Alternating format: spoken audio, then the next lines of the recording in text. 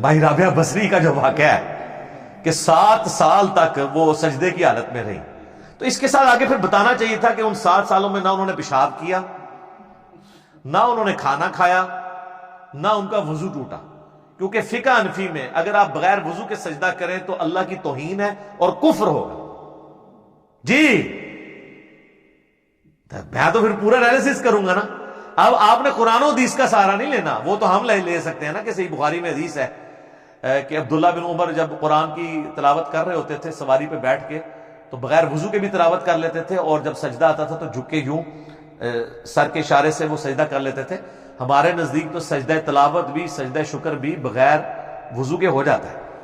اسی کے تحت ہماری جو کرکٹ ٹیمز میں جو پلیئرز ہیں یا ہاکی کے پلیئر یہ اگر سجدہ کرتے ہیں اس وقت وضو کی حالت میں تو نہیں ہوتے. ہمارے نزدیک تو جائز ہے، لیکن فقہ حنفی کے نزدیک یہ ان کے سجدے جو ہے نا یہ اللہ کی توہین ہے، اس کی وجہ سے کفر ہوگا، کفر کی وجہ سے ان کے نکاح بھی ٹوٹیں گے اور تجدید ایمان اور تجدید نکاح بھی ان کو کرنا پڑے گا. یہ مائی رابعہ بصریہ جو تھی یہ 7 سال تک پھر بغیر وضو کے ہی کرتی رہی ہیں، اور وہ جس طریقے سے وہ کہتی ہیں کہ وہ سجدہ بھی تھی اور لڑکتی بھی پہنچی ہیں. یعنی جب وہ پھر یہ پورا اس کا ایکشن کر کے بتائے نا، ہونا چاہیے پریکٹیکلی. جس طرح میں نے نماز کا طریقہ بتایا ہے نا آپ کو، جو رسول اللہ نے ہمیں نماز سکھائی ہے نا، اس میں تو ہمیں پتا ہے کہ بھئی آپ نے ہاتھ یوں اٹھانے ہیں، گھٹنوں پہ یوں رکھنے ہیں، سجدے میں آپ نے یوں رکھنے ہیں.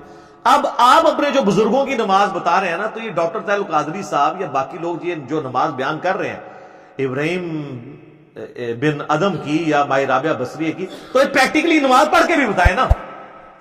یعنی وہ چھلانگ مار کے وہ جس طریقے سے وہ کہتے ہیں کہ جی وہ یوں لڑکتی بھی گئی ہیں، تو وہ بتائیں کہ جی ایسے سجدہ کرتی تھی، پھر لتاں اتنے کر دیا سن، پھر تھلے آندی سن، پھر دوبارہ متھا کر دی سن، اور اس طریقے سے لال وہ دسن، اور پھر سپیڈ میتھمیٹیکلی کیلکولیٹ کرن کہ جی ایک دن جو اتنا فاصلہ طے کر دیا سن، تو پھر اتنے عرصے اتنے سال اتنے پہنچیاں نے. تو یہ مجھے بتائیں کہ ماتھا تو سب سے نرم جگہ ہے، یہ ماتھا سلامت رہ سکتا ہے کسی کا اس طریقے سے لڑکتے ہوئے؟ یہ کو کر کے ایک قالین بھی بچھایا جاتا نا ان کے لیے، تب بھی ماتھا نہیں تھا بچنا. پھر 7 سال تک وضو نہیں کیا، پیشاب نہیں کیا، کھانا پینا نہیں کیا. اور اگر کوئی ان کی کرامت ہے تو سر ہم کہیں گے پھر یہ کرامت تو حضرت عیسیٰ علیہ السلام کے پاس تو کوئی نہیں تھی، جو وجیہن فی الدنیا والآخرہ ومن المقربین. اللہ تعالیٰ نے قرآن میں فرمایا انہیں دنیا اور آخرت میں. تو سر سورۃ المائدہ اٹھا کے دیکھ لیں آیت نمبر 75 کہ عیسیٰ تو نہیں تھے مگر ایک رسول، اور ان کی ماں بھی ایک سچی عورت تھی، دونوں کھانا کھانے کے محتاج تھے. یہ اللہ نے کہا ہے. عیسیٰ ان کی ماں تو کھانے کے محتاج تھے. عیسیٰ کی ماں مریم کا زیادہ مرتبہ ہے رابعہ بصریہ کا؟ مریم کے اوپر تو نص ہے، بخاری اور مسلم کی متفق علیہ حدیث ہے. مولا علی کہتے ہیں کہ رسول اللہ سے میں نے خود سنا صلی اللہ علیہ وآلہ وسلم کہ اگلے زمانوں میں اللہ تعالیٰ نے مریم بنت عمران کو تمام جہان والی عورتوں پر فضیلت دی تھی، اور میرے اس زمانے میں خدیجہ کو فضیلت دی ہے تمام جہان والی عورتوں کے اوپر.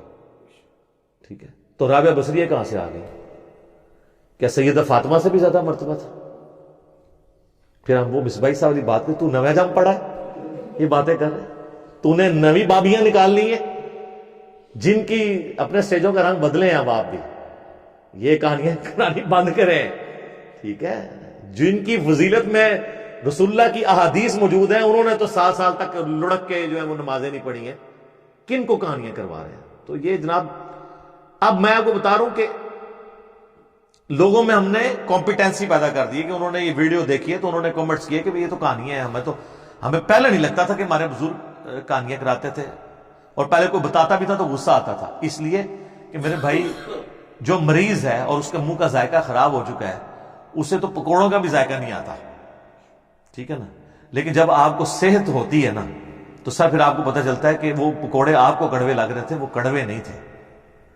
تو جب توحید کی چاشنی آپ فیل کرتے ہیں نا اپنے عقائد کی اصلاح کے بعد، تو پھر آپ کہتے ہیں واقعی جو پہلے ہمیں کڑوی باتیں لگتی تھی نا وہ کڑوی نہیں تھی، وہ ہمارا منہ خراب تھا.